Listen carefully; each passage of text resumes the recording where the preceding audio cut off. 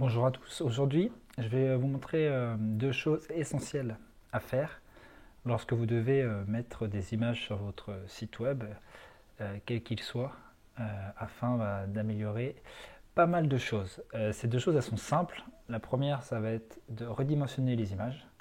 Ça ne sert à rien d'avoir des images qui font 4000 pixels x 2000 sur le web. Ça prend de la place pour rien. Et la deuxième chose, c'est de compresser les images avec des outils très simples. Vous allez voir, en quelques secondes, on va réussir à compresser nos images. Là, j'ai 6 images, 6 photos prises avec mon téléphone. Donc on voit que ces images, elles font 22,7, donc soit quasiment 23 mégas.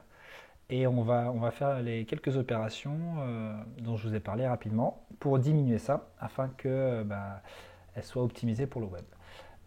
Premier outil qu'on va utiliser, ça va être I Love IMG et l'outil de redimensionnement. On peut faire plein d'autres choses sur ce site. Moi, j'utilise surtout ça.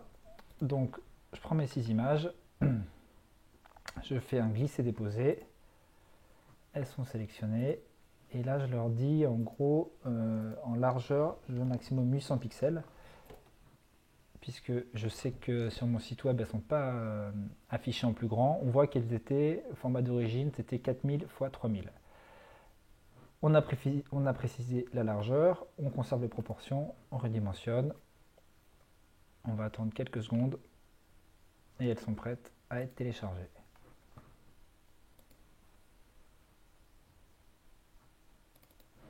Alors on les sauvegarde, on les extrait et donc on passe de 23 déjà à 1,3 mégas. Donc c'est déjà un gain énorme. Et si on les ouvre pour le web, ça va être largement, c'est largement acceptable, parce que sur mon site web, je crois qu'elles sont affichées à 600 pixels de large maximum. Ça, c'était la première étape. Deuxième étape, on va les compresser légèrement.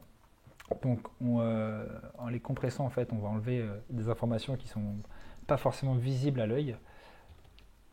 Et pour ça, on utilise un outil qui s'appelle TinyJPG,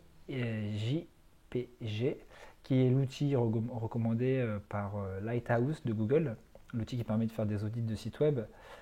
Quand vous faites un audit et que vous avez des images trop volumineuses, il vous conseille de passer par là. Donc moi j'ai pris l'habitude de passer par là, il y a un petit panda qui est sympa, voilà, ça marche bien, c'est cool. Donc je prends mes 6 images redimensionnées qui font 1 méga 3. Je fais glisser-déposer et là en quelques instants il va les compresser. Donc petite animation sympa, et surtout c'est qu'on voit, voilà, donc là on a économisé 40%, on voit sur chaque photo. Donc c'est assez impressionnant.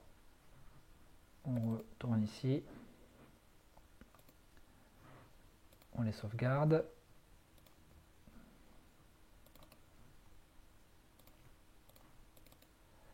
Et donc on est passé de 23 à 1 à 700.